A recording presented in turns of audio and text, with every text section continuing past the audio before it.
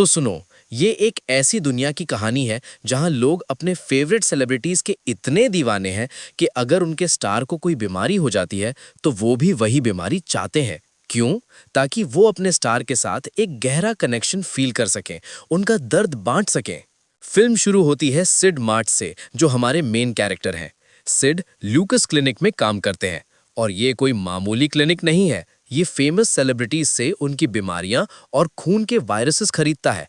जब कोई सेलिब्रिटी बीमार पड़ता है तो क्लिनिक उनका खून ले लेता है और उसमें से वायरस को थोड़ा सा बदल देता है, ताकि वो सिर्फ उस इंसान को अफेक्ट करे जो उस बीमारी को एक्सपीरियंस करने के लिए पैसे देता है और किसी और में ना फैल सके। जो फैंस अपने हीरोज की तरह बीमार होना चाहते हैं वो क्लिनिक को पैसे देते हैं और क्लिनिक उन्हें वायरस इंजेक्ट कर देता है। सिड का पार्टनर इस कंपनी में है डेरिक, जो वायरसेस इकट्ठा करने का स्पेशलिस्ट है। हैना क्लिनिक की सबसे बड़ी क्लाइंट है। वो एक वर्ल्ड वाइड स्टार है और लोग उसकी हर चीज के दीवाने हैं। उसको अक्सर जानबूझकर बीमार किया जाता है ताकि उसके शरीर से वायरस निकाला जा सके और पैसे के लिए बेचा जा सके। इस क्लिनिक से वायरस चुराकर इलीगली बेचना ऑलमोस्ट इम्पॉसिबल है, लेकिन सिड बहुत क्लेवर है। क्लिनिक में काम करते हुए वो चुपके से वायरस चुरा लेता है और अपने ही शरीर में इंजेक्ट कर लेता है। इसका मतलब ये है कि वो अपने शरीर को एक छुपे हुए कंटेनर की तरह यूज कर रहा है, कंपनी से वायरस को स्मगल करने के लिए, बिना पकड़े जाए। फिर वो घर जाता है और एक मशीन का यूज करके अपने खून से सारा वायरस निकाल देता है। वो अपने खून को प्योरीफाई करता है बीमारी हटाने के लिए। फिर वो वायरस आर्विड नाम के एक आदमी को देता है, जो उसे ब्लैक मार्केट में बेचता है। अब आर्विड एक ऐसी कंपनी के लिए काम करता है जो सेलिब्रिटीज के शरीर से सेल्स का यूज करके आर्टिफिशियली मीट बनाती है जो लोग खाते हैं। हाँ, ये दुनिया बहुत ही अजीब है। आर्विड भी अपनी कंपनी को चीट करता है, बिल्कुल सिड की तरह। वो भी अपनी जॉब से सेलिब्रिटी सेल्स चुरा लेता है। फिर अपने होम लैब में वो आर्टिफिशियली मीट बनाता है और उसे ब्लैक मार्केट में बेच देता है। ये सब इस क्राइम में इन्वॉल्व है। एक दिन सिड का कोवर्कर डेरिक, जो उसी कंपनी में काम करता था, वायरस चुराता हुआ पकड़ा जाता है और पुलिस उसे अरेस्ट कर लेती है।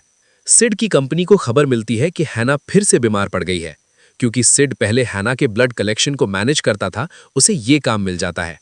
सिड हैना के घर जाता है ब्लड सैंपल लेने। उसे उम्मीद है कि कंपनी जल्दी ही उससे सैंपल ले लेगी, लेकिन सिड खुद हैना का नया वायरस चाहता था ताकि वो उसे ब्लैक मार्केट में बेच सके। लालच में आकर वो हैना का इन्फेक्टेड ब्लड अपने ही शरीर में इंजेक्ट कर लेता है, लेकिन इस बार वो एक बहुत बड़ा रिस्क ले रहा था। वो अच्छी तरह जानता था कि कंपनी वायरस को मॉडिफाई करती है फैंस के शरीर में इंजेक्ट करने से पहले। ये उसे ज्यादा फैलने से रोकता है और फैंस को जानलेवा बीमार होने से बचाता है। लेकिन सिड ने ये चेंज नहीं किया था और वो खतरों को जानता था।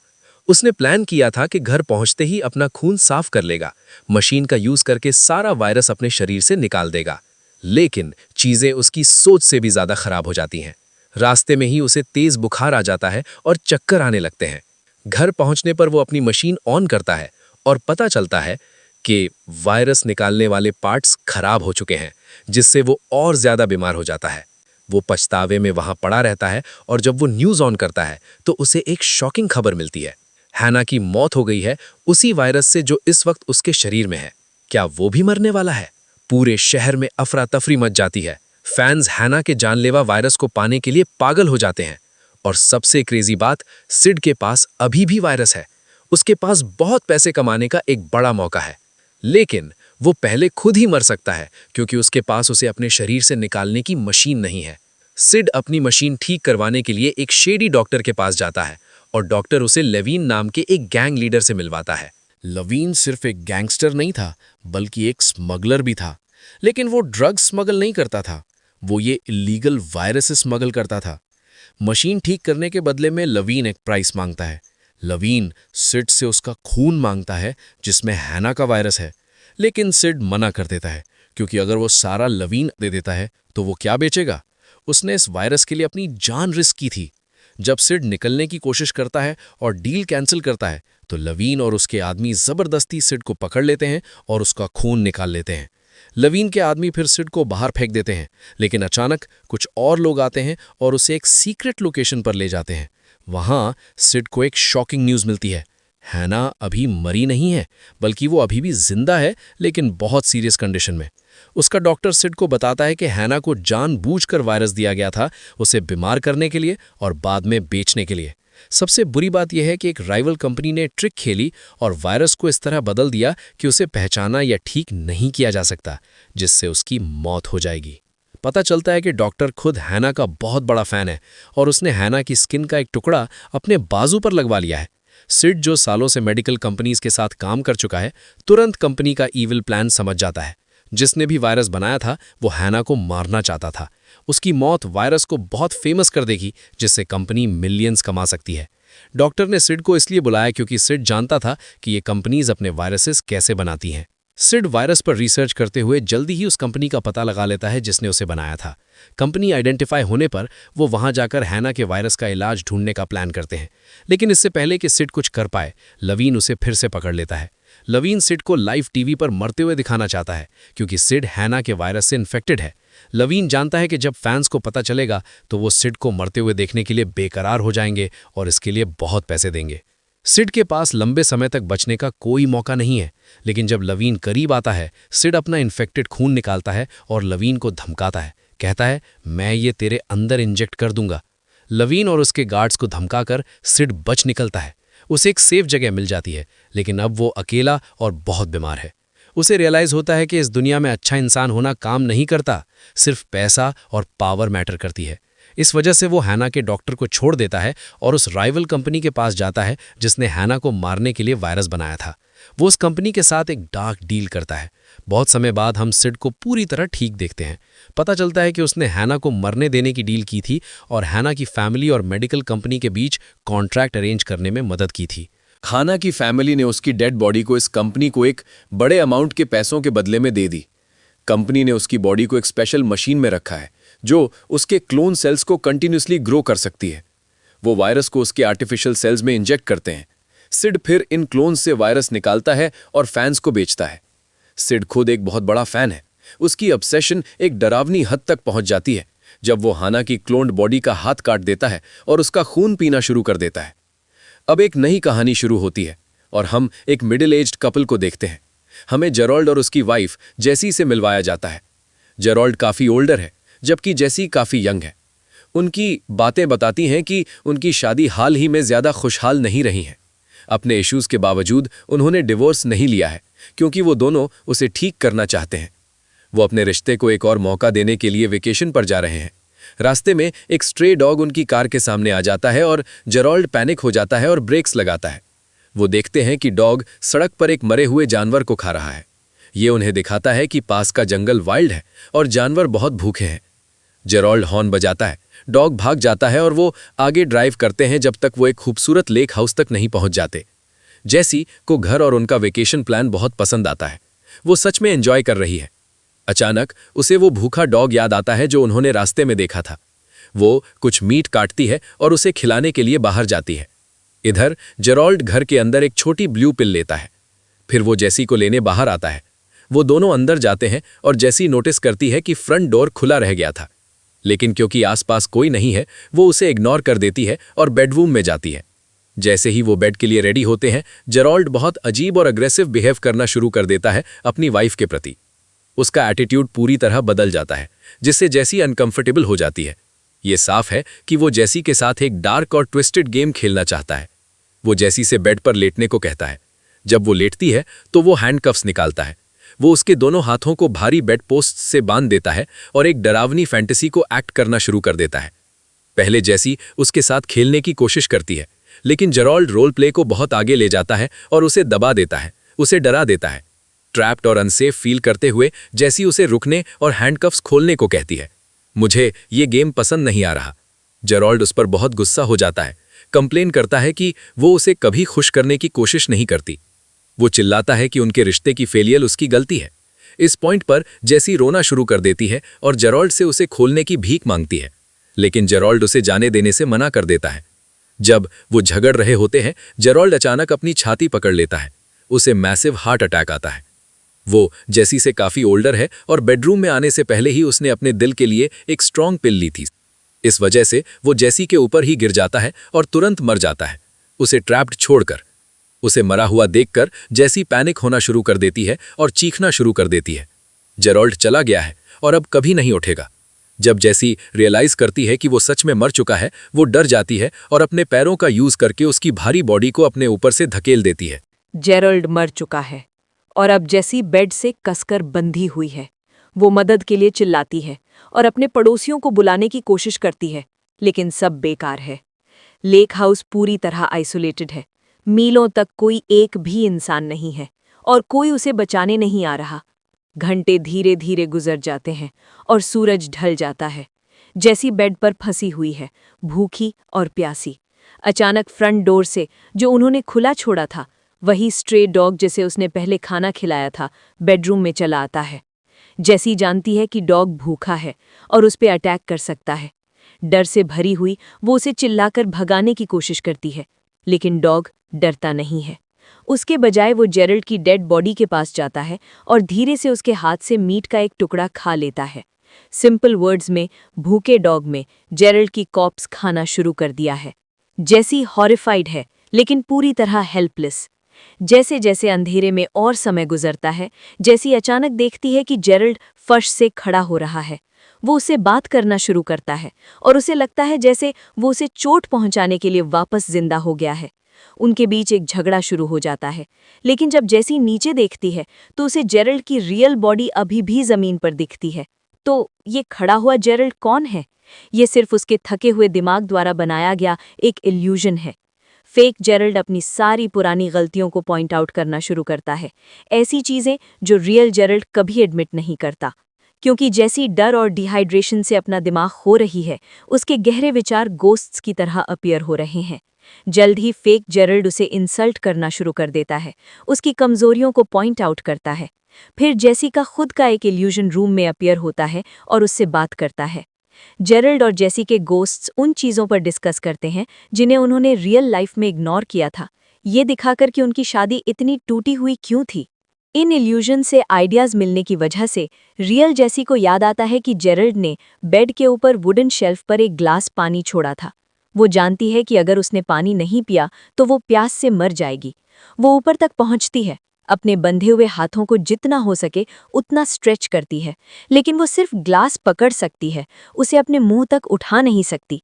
वो डेस्परेट है, तो वो एक पेपर के टुकड़े को रोल करके स्ट्रॉ की तरह यूज करने में कामयाब हो जाती है। उसे फाइनली थोड़ा पानी मिलता है। थकी हुई वो सो जाती है और अंधेरे कमरे में घंटे बीत जाते हैं। रात के बीच में वो एक क्रीपी साउंड से जागती है।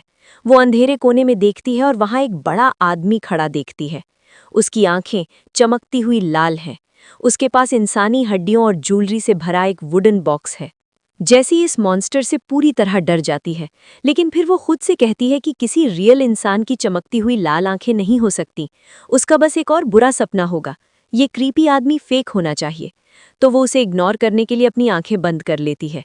लेकिन फिर उसके पति जेरल्ड का गोस्ट उसके कान में फुसफुसाता है, वो मौत का फरिश्ता है और वो तुम्हारे मरने का इंतजार कर रहा है।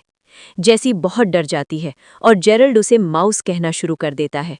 ये निकनेम जैसी को बहुत अपसेट करता है, क्योंकि जब वो छोटी लड़की थी तो उसका अब्यूजिव पिता भी उसे माउस कहता था जब वो उसके साथ डरावने काम करता था। अपने बचपन के ट्रॉमा को याद करके जेसी का दिमाग और टूट जाता है और अब उसके खुद के और जेरल्ड के गोस्ट्स उसे मेंटली टॉर्चर करना शुरू कर देते हैं। उसे बार बार याद दिलाते हैं कि वो हमेशा कमज़ोर थी और उसने अपनी ज़िंदगी में बहुत बुरी चॉइस की थी। बचपन में उसने अपने अब्यूजिव पिता के खिलाफ कभी आवाज़ नहीं उठाई और जब वो बड़ी हुई तो उसने जेरल्ड से शादी कर ली, एक सेल्फिश आदमी जिसने उसे कंट्रोल किया।